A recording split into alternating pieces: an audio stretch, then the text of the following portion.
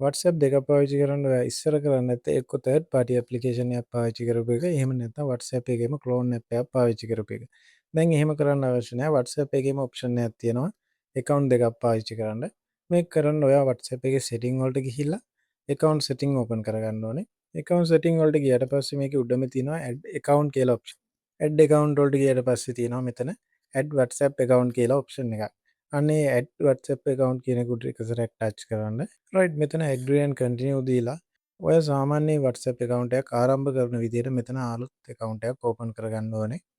ඉතින් මේ ටිකට නම්බර් එක දීලා ඊට පස්සේ ඔයාගේ ෆෝන් නම්බර් එක වෙරිෆයි කරගන්න OTP එක දීලා පස්සේ ඔයාගේ නම ප්‍රොෆයිල් පිච් එක ඇඩ් කරලා ඔයාලට පුළුවන් අලුතෙන් WhatsApp එකක් හදාගන්න. ඉතින් මෙහෙම හදාගත්තට පස්සේ ඔයාලට අලුත් WhatsApp එකට ස්විච් වෙන්න ඕන නම් ඔයා කරන්න ඕනේ මෙතන උඩ තියෙන ඩොට් තුන උඩ ක්ලික් කරලා ඉවරලා මෙතන පල්ලෙහාම තියෙනවා ස්විච් account කියන එක. ඒක උඩ එක සැරයක් ක්ලික් කරාට පස්සේ ඔයාලට පුළුවන් අනිත් WhatsApp එකට ස්විච් වෙන්න.